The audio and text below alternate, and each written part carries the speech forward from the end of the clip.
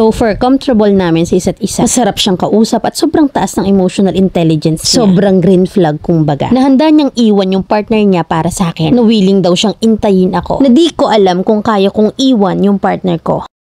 May ka-live-in ako na 12 years na yung relationship namin. High school pa lang ako nung naging kami. Na which is sa una trip-trip lang, walang ligawan. Tinulungan niya ako na makapagtapos ng college and now nagtatrabaho na ako ngayon sa isang BPO company sa Makati. Since high school undergrad lang din siya, pa-extra-extra lang siya kung anong meron. Siya yung tipo ng partner na okay na kahit anong pagkakakitaan, maliit man or malaki. Na parang hindi siya nag-i-aim ng malaking sweldo kahit planning na namin na magka-baby. Walang ipon kasi kakayanin naman daw namin. Sa loob ng ilang taon ay akong lahat yung nagsiset ng gala namin. No more birthday, anniversary, and even flowers gift. Which is, nung unang-unay, okay lang naman yun sa akin. Na kasi hindi naman ako materialistic na tao. Ako din mostly yung sumasagot ng gastos since wala nga siyang stable na income. Hanggang sa nakasanayan ko na lang since gusto ko rin mag-give back sa pagtulong niya sa akin na makapagtapos. Pero as a partner, sobrang maalaga naman siya in terms of act of service. Kaso sobrang sakit niyang magsalita. Wala din siyang emotional intelligence as in. Na one time nag-away kami, sinabihan niya ako na baka daw nagpapagamit ako sa mga katrabaho ko. Na which is sobrang sakit para sa isang babae. And then meron akong ka-work. Hindi ko alam pero una pa lang. So for comfortable namin sa isa't isa. Masarap siyang kausap. Sobrang taas din ang emotional intelligence niya. Sobrang green flag kumbaga. Na siguro dahil na rin sa kakulangan sa emotional intelligence ng partner ko. Kaya natuwa ako sa companion niya. At mas nag-click kaming dalawa. Nung una tropa lang as in kakupalan. I don't know pero siguro sa closeness namin na pagkahamalan kaming magjowa. Fast forward, hindi ko alam pero dumating sa point na nagkaaminan kami ng feelings. Sobrang nahulog kami sa isa't isa. Pero pareho kaming may ka-live-in partner at sabi niya sa akin ay handa daw niyang iwan yung partner niya para sa akin. Since physically ina-abuse siya and willing daw siyang intayin ako since sa ngayon hindi ko alam kung kaya kong iwan yung partner ko. Oo, mahal ko yung partner ko pero hindi ko alam kung kaya ko pang magtiis. Na parang wala siyang plano sa amin. Mami Len, please give me some advice. Sana ma-real talk mo rin ako. Letter sender,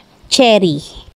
Anong green flag, honey? Green flag na cheater, ari sa'yo yun. Tsaka pag cheater, required ba na feeling hero ang peg? Feeling victim? Pare-pareho ng senaryo eh. Sa totoo lang bagay kayo. Cheater versus cheater, amanos ang puwersa. Literal na nagrason to justify action. Ba't kasi nagtyaga ka sa bare minimum noon and then magdidemand ka ngayon? Una pa lang dapat tinatama nyo na. Settle things and misunderstanding, open communication, dagdagan ng comprehension. Then pag hindi nag-work, end up. Mag-heal and then saka pa lang uli. Hindi yung kapag nanlamig, kumot ng iba yung hinihigit na pagsasabayan tapos sa huli kayo pa talagang mga cheater ang may lakas ng loob mamili. Wow ha! So total na malinaw sa kwento mo na nagtagpo ang parehong cheater. Eh ano pang inaantay nyo? Eh di panindigan nyo na lang. Pakunwari pa iwan nyo na lang yung mga partner nyo. Then hanapin nyo sa isa't isa yung mga inililigalig nyo. Total naman na alam nyo yung mga concern and problem sa past nyo so walang mag-a-adjust ha. Huwag mag-expect na faithful yung pinalit. Alalahanin mo na inagaw mo lang yan at inagaw ka rin naman. Nasa sobrang taas ng emotional intelligence. Pati jowa ng iba inaari. Okay na yan, support namin kayo. O wag babalik sa ex ha. Kasi hindi nyo deserve ng mga cheater ang second chance.